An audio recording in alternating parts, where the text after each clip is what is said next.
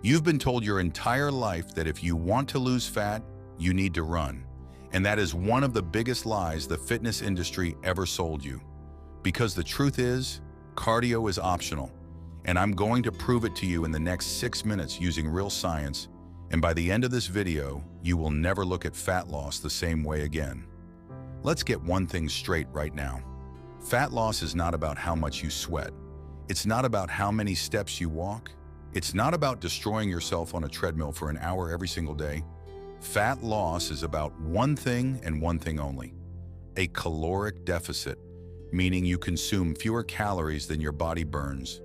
That is it. That is the entire game. And cardio is just one tool to achieve that deficit, not the only tool, not even the best tool for most people. Here is what the research actually says. A 2012 study published in the Journal of Strength and Conditioning Research found that resistance training, meaning lifting weights, can elevate your resting metabolic rate for up to 38 hours after the workout. 38 hours, meaning your body is burning more calories while you sit at your desk, while you sleep, while you do absolutely nothing, just because you picked up something heavy. Cardio does not do that. When you run on a treadmill for 45 minutes, your metabolism returns to baseline within hours. But when you build muscle through weight training, you are essentially installing a higher-powered engine in your body that burns more fuel even at rest. And this is called excess post-exercise oxygen consumption, or EPOC. And this is your new best friend. Now here is where psychology comes in, and this is the part nobody talks about. Most people fail their fat loss journey not because of bad programming, not because of bad nutrition, but because of something called decision fatigue and motivational erosion, which basically means the more miserable your fitness routine is, the less likely you are to stick to it. And study after study shows that adherence is the single most powerful predictor of long-term fat loss success. Not the specific protocol, not the specific diet, but whether or not you actually show up consistently. And if you hate cardio, which most people do, then cardio is actively working against your success by making you dread every training session. So what do you actually do instead? You build a 3-day-per-week full-body resistance training program focused on compound movements: squats, deadlifts, bench press, rows, overhead press. These movements recruit the maximum amount of muscle tissue simultaneously, which means maximum caloric burn during the session, maximum EPOC afterward, and maximum muscle preservation while you are in a deficit. Muscle preservation is critical, and here's why. When most people diet without lifting weights, up to 25 to 30% of the weight they lose is actually muscle tissue, not fat.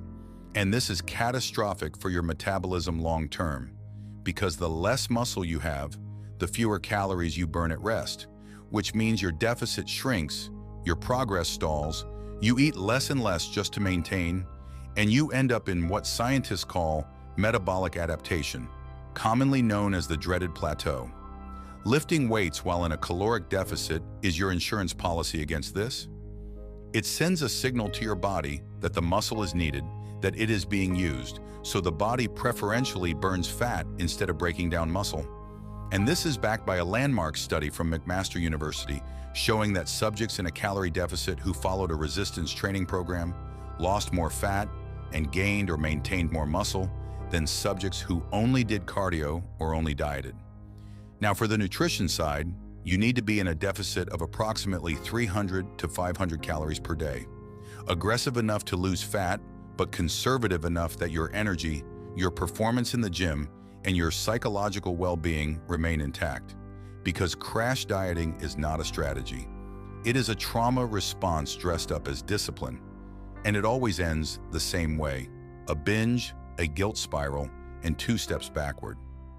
Prioritize protein above everything else, 0.7 to 1 gram per pound of body weight per day. Because protein has the highest thermic effect of food, meaning your body burns more calories just digesting it compared to carbohydrates or fats. Protein keeps you fuller longer by regulating ghrelin, which is your hunger hormone. And protein is the raw material your muscles need to survive and grow in a deficit. Carbs are not your enemy. They are your fuel, especially for lifting. So time them around your workouts for performance and recovery. And don't fear fats either, because dietary fat does not directly become body fat. Calories do. Sleep is where this entire system lives or dies. A study from the University of Chicago found that sleep-deprived dieters lost 55% less fat than rested dieters eating the same calories, and they lost significantly more muscle. 55% less fat from the same diet, just from sleeping less. Which means if you are cutting calories, grinding in the gym, and sleeping 5 hours a night, you are sabotaging yourself in the most preventable way possible. Get 7 to 9 hours, non-negotiable, because that is when growth hormone peaks, that is when cortisol resets, and that is when your body actually does the repair work that makes all of this training worthwhile. Now let me give you the psychological framework that will make all of this actually work long-term. Stop thinking about fat loss as a temporary punishment you endure until you reach a goal, and start thinking about it as a permanent identity shift. Because research in behavioral psychology, particularly the work of James Clear in Atomic Habits, shows that identity-based behavior change is exponentially more durable than outcome-based motivation. Instead of saying, I want to lose 20 pounds, say, I am someone who lifts weights 3 times a week and eats enough protein. That identity, once internalized, generates the behavior automatically without requiring willpower every single day. And willpower is a finite resource that runs out. But identity is a story you tell yourself that shapes every decision unconsciously.